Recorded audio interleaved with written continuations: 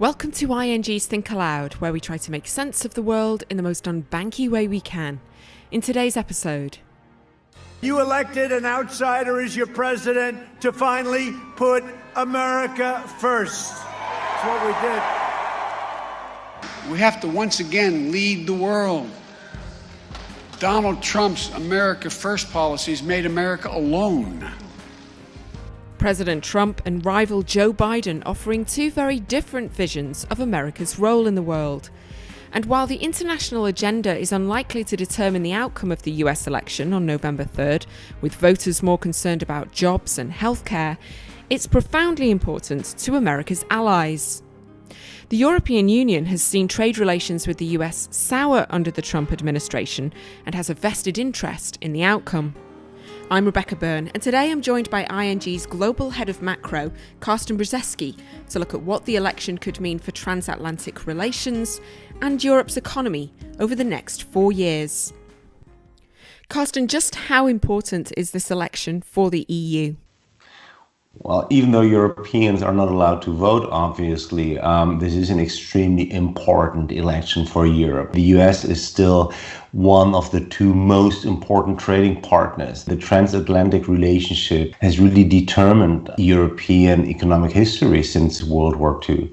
Over the last 4 years under the Trump administration, we clearly had seen some cracks, tensions in these relationships between the US and Europe.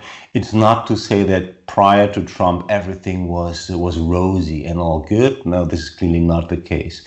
But Europe clearly needs the US. I would also argue that the US also needs Europe, something we did not really see over the last 4 years. But I think for the US, Europe could be an important strategic ally in this race or the fight against China on tech. Well, trade relations between the US and Europe clearly deteriorated over the last few years.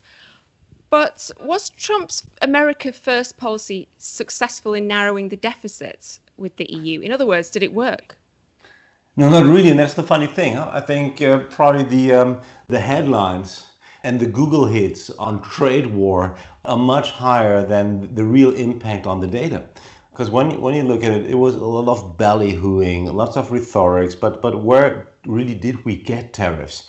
It was on steel and aluminium, and a little bit then last year on cheese and wine. And the latter part was even justified by this ruling of the World Trade Organization in the case between Boeing and Airbus. So really the biggest change only came from the few tariffs on steel and aluminium. On the other hand, European exports to the US still thrived. It is the good old manufacturing goods. It is European cars. It is also, when you look outside of the trade balance, when you look at direct investments, Europe had still been an important investor in the US economy.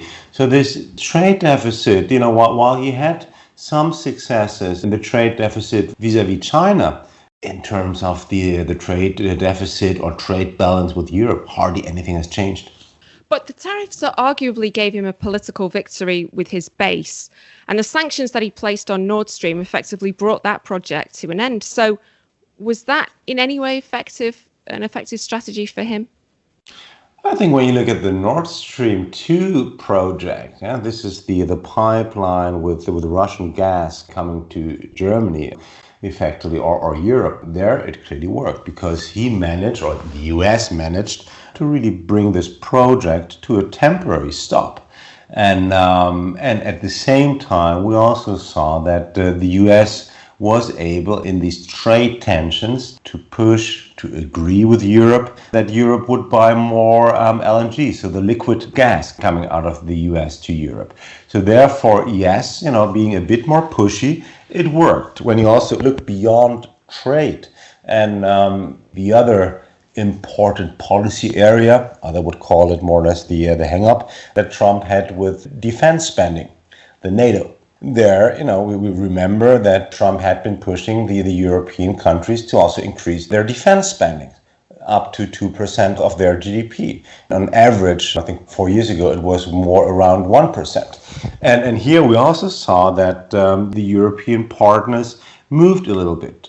So, it was hard for Europe to really get used, and probably they still haven't got used to the way the US administration has done policies or politics over the last couple of 4 years.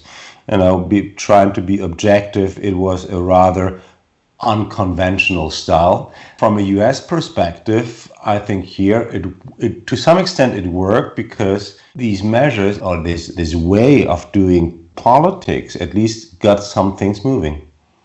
If Trump is re-elected, do you think that this trade battle with the EU could intensify? Could we see tariffs on autos? I think the tariffs on autos, this is the best thing, and I think it is so good, you rather don't use them, you only use them as a threat.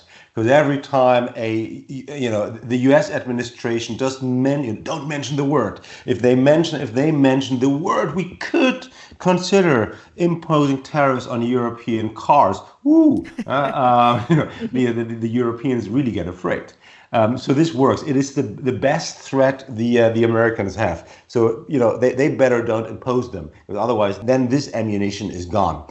And we also had the discussion with James Knightley, who obviously knows all about the U.S. economy and U.S. politics. One thing is, it will depend on how the Congress looks like after the election. So is it a clean sweep or not?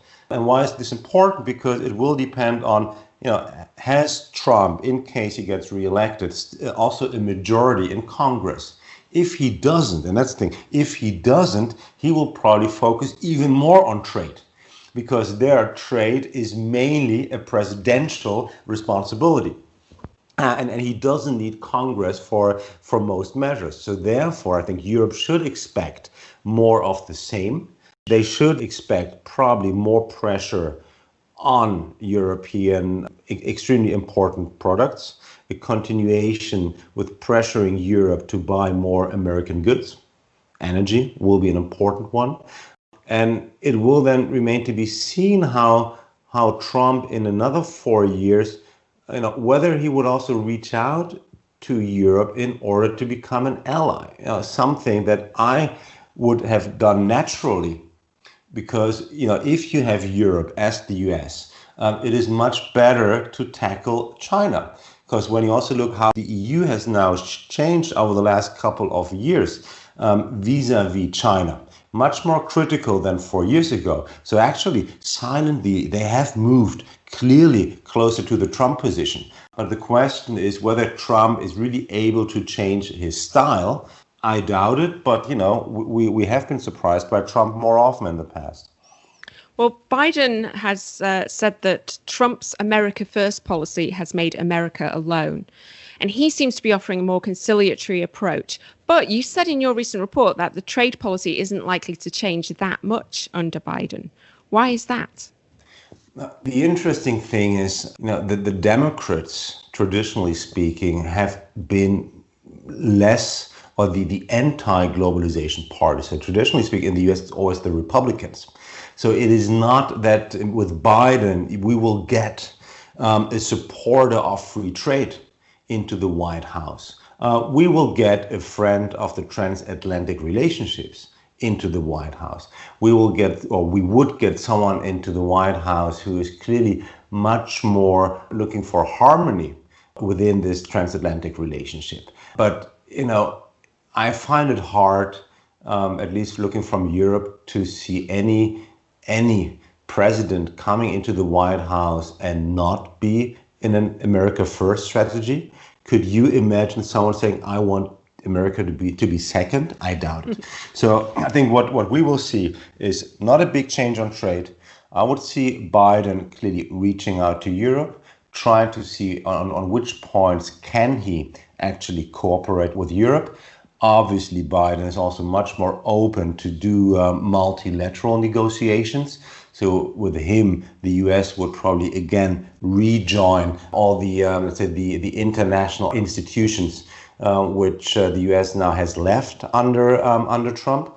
also extremely important for Europe is that Biden clearly is open to this issue of climate change, sustainability, so the Paris Agreement, which means that I think there, US and Europe could also work together. And if you then look at either candidate, Trump or Biden, will go for some kind of fiscal stimulus. Because as we see it now, all economies will probably need another round of stimulus going into the next year.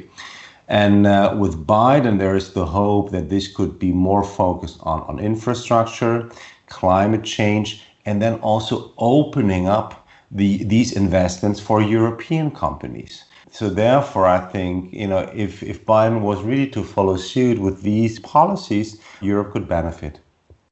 But at the same time, Biden is planning to raise taxes on large companies. And at a town hall meeting last week, Trump said that if Biden raises taxes on all those companies that are coming in, they'll leave the US so fast your head will spin. Do you think it will reduce investment from the EU to the US? I doubt it, in all honesty, because next to the EU, the US is the other extremely large or the largest single market in the world, which is still easy to access, which is still easy to play around. And for European companies, and we saw this in the last 4 years with all these tariff threats, also a kind of a bit discrimination of foreign companies in the US. I think the US will always be extremely attractive for European companies. So therefore, even if there were higher taxes, they would not lose their attractiveness. And the other thing is obviously, there's lots of talk about these higher taxes. So will it really be only something like a wealth tax? So for the really rich Americans, will it also be an increase on corporate taxes? I think this remains to be seen. But looking from a European perspective to the US, it is interesting that they are having this discussion already now on higher taxes, be it wealth tax, be it corporate taxes, because in Europe we don't have this discussion yet. And I expect this actually to be a topic over the next couple of years in Europe as well, when it is about inequality, when it is about redistribution. So it is more that when I look at what is going on in the US, I think that is also already leading a little bit to political discussions we could have in Europe very soon as well. Okay, Carsten Brzeski, ING's Global Head of Macro. Thanks very much. You're welcome. Thanks, Rebecca. This podcast has been prepared by ING solely for information purposes, irrespective of a particular user's means, financial situation, or investment objective. The information does not constitute investment recommendation, nor is it investment, legal, or tax advice, or an offer or solicitation to purchase or sell any financial instrument. Read more at think.ing.com/content-disclaimer.